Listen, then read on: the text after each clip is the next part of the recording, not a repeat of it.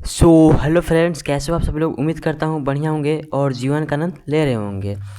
फिलहाल हम लोग देखने वाले हैं क्लास टेंथ का जो आपका इंग्लिश टेस्ट होने वाला है 9 नवंबर को, सामाजिक विज्ञान का। उसके लिए काफ़ी महत्वपूर्ण प्रश्न जो कि आपका डायरेक्ट इंग्लिश टेस्ट के क्वेश्चन पेपर में देखने को मिल सकता है। 9 नवंबर को जो आपका सोशल साइंस का होने वाला है क्लास टेंथ का, उसके लिए मोस्ट इंपॉर्टेंट क्वेश्चन आज की इस वीडियो में हम लोग देखने वाले हैं। वीडियो को अंत तक जरूर देखना क्योंकि वीडियो काफ़ी महत्वपूर्ण होने वाला है। और इसे सिर्फ टेस्ट के लिए इंपॉर्टेंट नहीं लेना है, आपका फाइनल एग्जाम के लिए भी काफ़ी इंपॉर्टेंट प्रश्न होने वाला है। वीडियो को अंत तक जरूर से ज़रूर देखना। और एक चीज़, अगर आप चैनल पे नए पहली बार विजिट कर रहे हो तो चैनल को सब्सक्राइब करके बेल नोटिफिकेशन को भी ऑन कर लेना, ताकि आने वाला हर एक वीडियो को नोटिफिकेशन सबसे पहले आप तक पहुँचे। और वीडियो को लाइक करके अपने दोस्तों के साथ भी ज़रूर से ज़रूर शेयर कर देना, ताकि उनका भी अच्छा खासा हेल्प हो सके। और हमसे जुड़े रहने के लिए डिस्क्रिप्शन में व्हाट्सअप चैनल का लिंक है हमारा, उसे भी ज़रूर से ज़रूर फॉलो कर लेना, क्योंकि हम लोग सारा अपडेट सबसे पहले वहीं पे देते हैं। झारखंड बोर्ड से रिलेटेड कोई भी अपडेट हो, हम लोग सारा सारा सबसे पहले वहीं पे देते हैं। चलिए फिर वीडियो को में आगे बढ़ते हैं और देख लेते हैं सबसे काफ़ी महत्वपूर्ण प्रश्न को। अभी तक हम लोगों ने वीडियो को लाइक नहीं किया तो जल्दी से वीडियो को भी लाइक कर लेना, बस से क्लिक ही करना रहता है, ठीक है। तो सबसे पहला प्रश्न है आपका सामाजिक विज्ञान का सेक्शन ए का है, जो कि 2-2 नंबर का 10 क्वेश्चन होने वाले पूरे 20 नंबर का, जो कि रहेगा आपका ऑब्जेक्टिव क्वेश्चन, ठीक है। तो सबसे पहला प्रश्न है आपका, भारत में पुराने व्यापार के केंद्र निम्न में से कौन थे। भारत में पुराने व्यापार के केंद्र निम्न में से कौन थे, पुराने व्यापार पूछ रहा है, ठीक है। ऑप्शन नंबर है आपका बम्बई और Kolkata, sorry Bombay comma Kolkata. B यहाँ पे है, सॉरी बी है आपका दिल्ली और मुंबई। और सी है आपका सूरत कोमा हुगली। और डी है आपका कर्नाटक कोमा चेन्नई। तो आपका जो राइट आंसर जाएगा फर्स्ट का, वो कहाँ था व्यापार के केंद्र, तो वो था सूरत और हुगली में, ठीक है। सूरत कोमा हुगली इसका राइट आंसर हो जाएगा। तो देख लेते हैं हम लोग नेक्स्ट सेकेंड नंबर क्वेश्चन को। सेकेंड नंबर क्वेश्चन बोलता है आपका किस पूर्व औपनिवेशिक बंदरगाह ने भारत को खाड़ी देशों और लील सागर के बंदरगाहों से जोड़ा, यानी कि लील सागर के बंदरगाहों से जोड़ा है, ठीक है। तो ऑप्शन से आपके बम्बई, मछलीपट्टनम, हुगली, सूरत। तो ये सारे आपका बंदरगाह के नाम है, ठीक है। बंदरगाह क्या होते हैं, जहाँ से सारे के सारे जो नाव होते हैं, बोट होते हैं, वो जो है एक देश से दूसरे देश में जाते हैं, जहाँ से जाना शुरू करते हैं वही उसी को बंदरगाह बोला जाता है। तो इसका जो राइट आंसर जाएगा सेकंड का, वो हो जाएगा ऑप्शन नंबर डी, सूरत हो जाएगा, ठीक है। नेक्स्ट हम लोग देख लेते हैं कितना थर्ड नंबर के क्वेश्चन को। अभी तक आप लोगों ने वीडियो को लाइक नहीं किया तो जल्दी से वीडियो को भी लाइक कर लेना और चैनल को भी सब्सक्राइब जरूर से ज़रूर कर लेना। तीसरा है आपका, निम्नलिखित में से क्या गुमास्ता का क्या कार्य था। गुमास्ता जो थे इनमें से क्या कार्य था। ए बुनकरों का पर्यवेक्षण करना, बी आपूर्ति करना, सी कपड़े की गुणवत्ता की जांच करना, या फिर डी उपरोक्त सभी। यानी कि गुमास्ता जो होते थे उनका क्या कार्य होता है, यहीं पे पूछ रहा है। तो गुमास्ता का जो कार्य होता था वो होता था बुनकरों का पर्यवेक्षण करना, आपूर्ति लेना, कपड़े की गुणवत्ता की जांच करना। तो इसका जो राइट आंसर हो जाएगा ऑप्शन नंबर डी उपरोक्त सभी, ठीक है। तो नेक्स्ट हम लोग देख लेते हैं क्वेश्चन नंबर 4 को। क्वेश्चन नंबर 4 बोलता है आपका, भारत में पहली कपास कहाँ स्थापित की गई थी, यानी कि पहली कपास मिल कहाँ स्थापित की गई थी भारत में, वही यहाँ पे पूछ रहा है। ऑप्शन से आपके ये है आपका कानपुर में, बी बम्बई, सी अहमदाबाद, या फिर डी मद्रास। तो आपका जो फोर्थ का जो राइट आंसर जाएगा वो हो जाएगा 4 का ऑप्शन नंबर बी बम्बई, इसका राइट आंसर जाएगा, ठीक है। तो नेक्स्ट हम लोग देख लेते हैं क्वेश्चन नंबर 5 को। स्पेनिक जेनी मशीन ने किस प्रक्रिया में वृद्धि की, यानी कि किस प्रक्रिया में स्पेनिक जेनी मशीन ने वृद्धि की थी। ये आपका फाइनल एग्जाम में पूछा गया क्वेश्चन है, ठीक है। ए है आपके ऑप्शन है आपके, ए बुनाई में, बी कताई में, सी छपाई में, या फिर डी रंगाई में। यानी कि स्पेनिक जेनी मशीन का क्या कार्य था, इस क्वेश्चन को ऐसे ही पूछा जा सकता है, मतलब आप लोग समझ रहे हो। इसका जो राइट आंसर जाएगा क्वेश्चन नंबर 5 का जो राइट आंसर जाएगा वो हो जाएगा ऑप्शन नंबर बी कताई। यानी कि स्पेनिक जेनी मशीन का क्या कार्य था, कताई करना कार्य था, ठीक है। इसी में उसने वृद्धि की थी, काफ़ी वृद्धि की थी। तो नेक्स्ट हम लोग देख लेते हैं क्वेश्चन नंबर 6 को।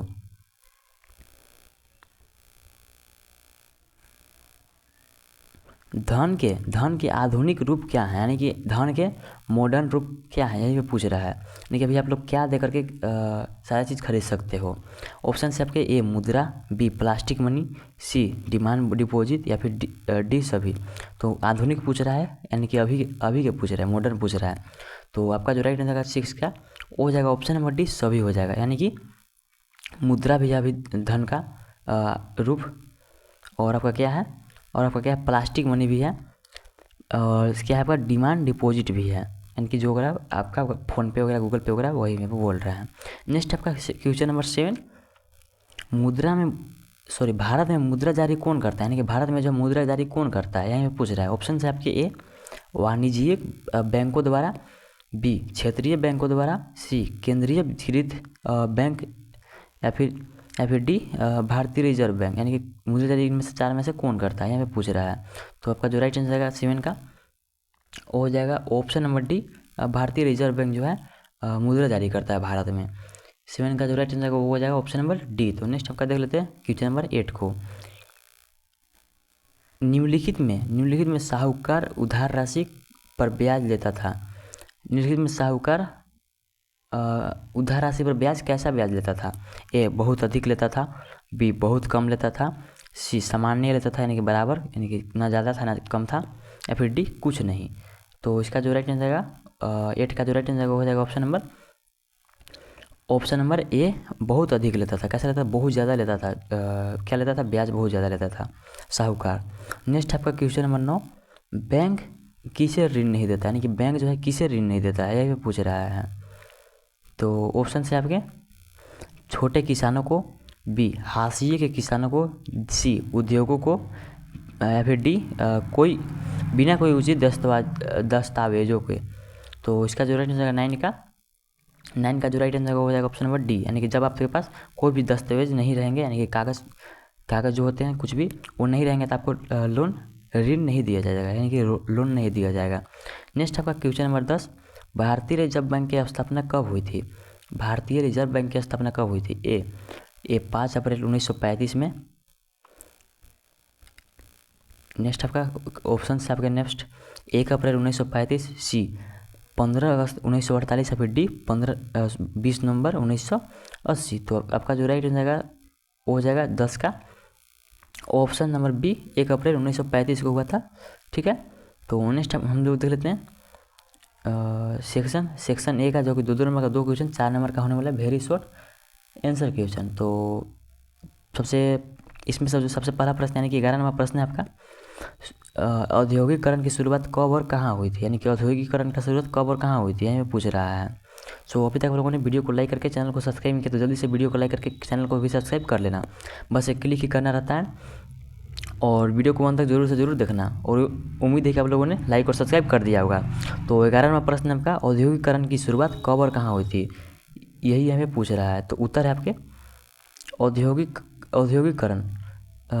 औद्योगिकरण की शुरुआत सर्वप्रथम इंग्लैंड में 1730 के दशक में हुई, जब वहाँ कारखानों का उदय हुआ, यानी कि जब वहाँ पे कारखानों का उदय हुआ 1730 में, तब वहाँ पे औद्योगिकरण की शुरुआत हुई थी। ये काफ़ी इंपॉर्टेंट है आपका फाइनल एग्जाम के व्यू से भी। ठीक है, तो नेक्स्ट आपका, मैंने आपको पहले ही बताया कि सारे के सारे क्वेश्चन फाइनल एग्जाम के लिए भी काफ़ी इंपॉर्टेंट है, इसलिए वीडियो को ध्यान से और अंत तक देखना और समझने की कोशिश करना।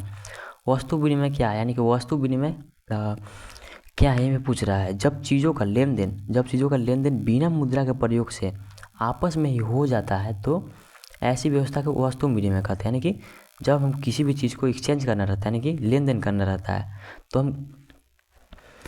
तो हम वस्तु देकर के ही वस्तु ले लेते हैं, वही यहाँ पे वस्तु विनिमय कहलाता है। यानी कि आपको मान लो किसी से 1 केजी आटा लेना है, यानी कि मान लो गेहूँ लेना है 1 केजी, और किसी के पास आपके पास चावल है, आपको गेहूँ लेना है, और किसी के पास गेहूँ है, आपको उसको चावल लेना है। तो आप क्या करोगे, उसको आप गेहूँ दे दोगे और आपको चावल दे देगा, यही होता है वस्तु विनिमय। तो नेक्स्ट आपका सेक्शन बी का, जो कि 3 नंबर का 2 क्वेश्चन होगा, शॉर्ट आंसर क्वेश्चन। तो इसमें सबसे पहला प्रश्न, यानी कि 13वां प्रश्न आपका, सूरत बंदरगाह 18वीं सदी के अंत तक हाशिए पर पहुंच गया। व्याख्या ये आपका फाइनल एग्जाम के व्यू से very very very important question होने वाला है, इसको आप लोग लिख लेना, ये पक्का आ सकता है आपका फाइनल एग्जाम में, ठीक है, क्योंकि काफ़ी बार पूछा गया ये क्वेश्चन है, तो आप लोग का इस बार भी चांस है कि पूछ सकता है। तो क्वेश्चन बोलता है आपका सूरत बंदरगाह 18वीं शताब्दी के अंत तक हाशिए पर पहुंच गया था। व्याख्या करें, यानी कि हाशिए पर पहुंचना यानी कि लगभग ख़त्म होने वाला था सूरत बंदरगाह। यही मैं पूछ रहा है क्यों ऐसा हुआ था। उत्तर है आपका 18वीं शताब्दी के अंत से पूर्व तक गुजरात का सूरत बंदरगाह भारत खाड़ी तथा लाल सागर बंदरगाहों से जुड़ा हुआ था। कब तक? 18वीं शताब्दी के अंत से 1750 के दशक के पश्चात 1750 के दशक के पश्चात यानी कि बाद में इस बंदरगाह पर भारतीय सौदागारों का नियंत्रण ढीला पड़ता गया, यानी कि कम होता गया, जिसके कारण भारत में यूरोपीय कंपनियों के प्रभाव से निरंतर वृद्धि होती जा रही थी। भारत में क्या वृद्धि होती जा रही थी? यूरोपीय कंपनियों के प्रभाव में निरंतर वृद्धि होती जा रही थी, यानी कि यूरोपीय कंपनी के प्रभाव जो थे वो निरंतर वृद्धि होती जा रही थी। यूरोपीय कंपनियों के द्वारा व्यापार पर इजारेदारी अधिकार हासिल कर लेने से सूरत व हुगली दोनों बंदरगाह कमज़ोर पड़ गए, यानी कि सूरत और हुगली जो थे दोनों बंदरगाह क्या पड़ गए? कमज़ोर पड़ गए, जिससे इन पर होने वाले व्यापार से नाटकीय ढंग से कमी है। क्या चीज़ है? नाटकीय ढंग से कमी है। 1740 के दशक में इस बंदरगाह पर होने वाला व्यापार 16 करोड़ रुपए से गिरकर केवल 30 लाख रह गया, यानी कि कितना गिर गया आप लोग सोच सकते हो। दूसरी ओर बम्बई नए बंदरगाह के रूप में उभर आए थे, यानी कि इसके बाद जो था बम्बई जो था नए बंदरगाह के रूप में उभर आए थे। नेक्स्ट हम लोग पढ़ लेते हैं। अतः सूरत बंदरगाह 18वीं शताब्दी के अंत तक हाशिए पर पहुंच गया। यही कारण था कि आपका सूरत बंदरगाह जो था लगभग ख़त्म हो गया था, ठीक है। हाशिए पर पहुंचना मतलब ख़त्म हो जाना। मुद्रा के 2 प्रयोग बताए, यानी कि मुद्रा जो आपका होता है उसका कितना प्रयोग बताना? 2 बताना, ठीक है। टू यूजेस ऑफ करेंसी, मुद्रा के प्रयोग, यानी कि सबसे पहला प्रयोग है आपका मुद्रा का प्रयोग विभिन्न प्रकार की चीज़ों को खरीदने और बेचने में किया जाता है। क्या चीज़ किया जाता है? विभिन्न प्रकार के चीज़ों को खरीदने एवं बेचने में किया जाता है। नेक्स्ट हम लोग सेकंड प्रयोग को देख लेते हैं। मुद्रा का प्रयोग विभिन्न प्रकार की सेवा प्राप्त करने में भी किया जाता है, जैसे डॉक्टर की सलाह लेने के लिए भी आपको क्या करना पड़ेगा? मुद्रा का प्रयोग करना पड़ेगा। डॉक्टर की सलाह लेने में वकील की सलाह लेने आदि, यानी कि वकील की सलाह लेने में भी आपको मुद्रा का प्रयोग करना पड़ेगा। यही आदि आपका लिख सकते हो आगे। तो यही था आपका 3 नंबर का 2 क्वेश्चन। नेक्स्ट हम लोग देख लेते हैं सेक्शन डी का 55 नंबर का 2 क्वेश्चन होने वाला है, लॉन्ग आंसर क्वेश्चन, क्योंकि 55 नंबर का इसलिए थोड़ा सा लॉन्ग हो सकता है, ठीक है। ये आपका फाइनल एग्जाम के समय आपको याद नहीं करना होगा, आपको समझना होगा इस सारी चीज़ों को। विभिन्न उत्पादों को, उम्मीद है कि आप लोगों ने लाइक और सब्सक्राइब कर दिया होगा, नहीं किया तो जल्दी से जल्दी कर लेना। विभिन्न उत्पादों के बाज़ारों को फैलाने में विज्ञापनों की क्या भूमिका है, यानी कि बाज़ार जो आपका होता था, विभिन्न उत्पादों के बाज़ार जो होता था उनको फैलाने में विज्ञापन की क्या भूमिका? विज्ञापन मतलब जैसे आप लोग पेपर वगैरह पढ़ते होंगे तो उसमें किसी भी चीज़ का प्रचार दे दिया गया होता है, यानी कि विज्ञापन दे दिया गया था, एडवर्टाइजमेंट दे दिया गया था।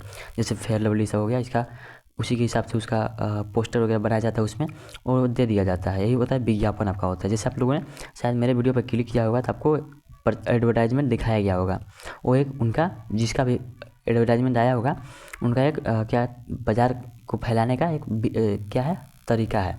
वही मैं आपका पूछ रहा कि विज्ञापन की क्या भूमिका होती है फैलाने में। तो आंसर काफ़ी इजी है और आपको समझ में भी आएगा। तो उत्तर हम लोग दे लेते हैं। हम लोग काफ़ी पॉइंट में इसको देखेंगे।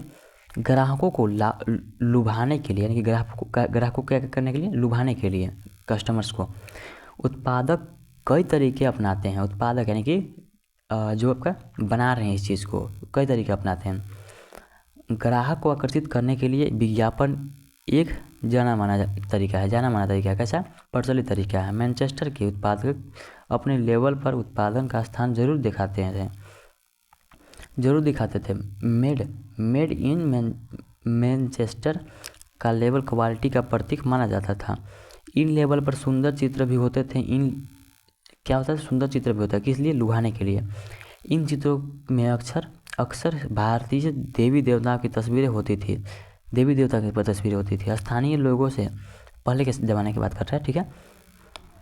स्थानीय लोगों से तारतम्य बनाने का यह एक अच्छा तरीका था। क्या बनाने के लिए, तारतम्य यानी कि संबंध एक प्रकार का बनाने का एक अच्छा तरीका था। नेक्स्ट देख लेते हैं हम लोग।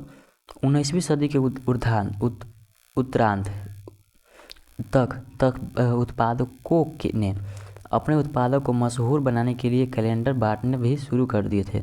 जैसे आप लोगों ने देखा होगा, आप लोगों को कैलेंडर मिलता है जिसमें नीचे जिस चीज़ का है उसका सारा का सारा चीज़ छापा हुआ रहता है। वही होता है एडवर्टाइजमेंट का, वो भी एक तरीका है। किसी अखबार या पत्रिका की तुलना में कैलेंडर की शेल्फ लाइफ लंबी होती थी, यानी कि उसको आप लोग ना चाहते हुए भी 1 साल उसको रखोगे ही रखोगे, क्योंकि वो एक कैलेंडर है। यह पूरे साल तक ब्रांड रिमाइंडर का काम करता था, यानी कि याद रखने का। नेक्स्ट आपका, भारत के उत्पादक अपने विज्ञापनों में अक्सर राष्ट्रवादी संदेशों को प्रमुखता देते थे। संदेशों को प्रमुखता देते थे ताकि अपने ग्राहकों से सीधे तौर पर जुड़ सके, यानी कि उसको क्या करना होता है, जुड़ना रहता है, सीधे तौर पर जुड़ सके। क्या करते थे वो लोग, राष्ट्रवादी संदेशों की प्रमुखता देते थे, इससे वो लोग काफ़ी अट्रैक्ट होते थे। नेक्स्ट आपका लास्ट क्वेश्चन, जो कि काफ़ी इंपॉर्टेंट है आपका फाइनल एग्जाम के लिए, आप लोग इसे अंत तक जरूर देखना। अतिरिक्त मुद्रा वाले लोगों और ज़रूरतमंद लोगों के बीच बैंक किस तरह मध्यस्थता का काम करता है। आप लोग क्या इकोनॉमिक्स से है, मुद्रा एवं साख सेक्टर से। मतलब क्वेश्चन का कहने का मतलब है, क्या बोल रहे हैं, अतिरिक्त मुद्रा वाले यानी कि जो जिनके पास ज़्यादा पैसा है और ज़रूरतमंद लोगों के बीच, जैसे कि मेरे जैसा ज़रूरतमंद लोग जिसको पैसे की ज़्यादा ज़रूरत है ना ज़रूरतमंद लोगों के बीच बैंक किस तरह से मध्यस्थता का काम करता है, यानी बीच में जो वो भूमिका निभाता है ज़रूरतमंद और अतिरिक्त मुद्रा वालों के बीच, वही हमें किस तरीके से निभाता है, वही यहाँ पे पूछ रहा है। ठीक है, उत्तर है आपका, अच्छे से समझने का प्रयास करना। अतिरिक्त मुद्रा वाले व्यक्ति अपनी मुद्रा को बैंक में अपने नाम से खाता खोलकर जमा कर देते हैं। क्या करते हैं, जमा कर देते हैं खाता खोलकर। बैंकों में निक्षेप स्वीकार करते हैं और इस पर छूट भी देते हैं। क्या देते हैं, छूट देते हैं इस पर। इस तरह लोगों की मुद्रा बैंकों के पास सुरक्षित रहती है और इस पर छूट भी मिलता है लोगों को इसमें से जब चाहे मुद्रा निकालने की सुविधा भी प्रदान की जाती है। बैंक जमा राशि का केवल 15% हिस्सा नकद के रूप में अपने पास रखते हैं।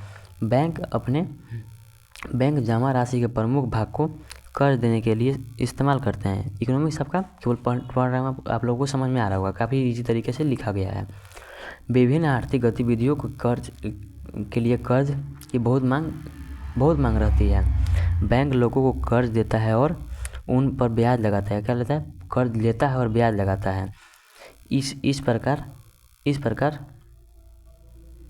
कर्ज देता है और ब्याज लगाता है ना। कर्ज देता है, आप लोग जिसको ज़रूरतमंद है उनको कर्ज देगा और उस पर ब्याज लगाएगा। इस प्रकार बैंक दो गुटों के बीच मध्यस्थता का काम करते हैं। तो ही था आप लोगों का 16 मोस्ट इंपॉर्टेंट क्वेश्चन जो आपका फाइनल एग्जाम और आपका 9 नंबर के यूक्लिड टेस्ट के लिए काफ़ी ज़्यादा इंपॉर्टेंट क्वेश्चन है।